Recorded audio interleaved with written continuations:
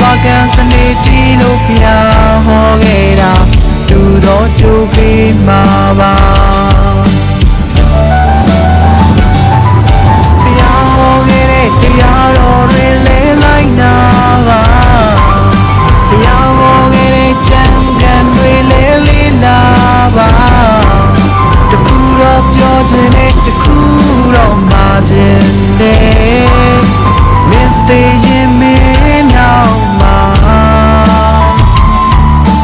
ကုသိုလ်နဲ့အကုသိုလ်ဒီတခုပဲပါမှာ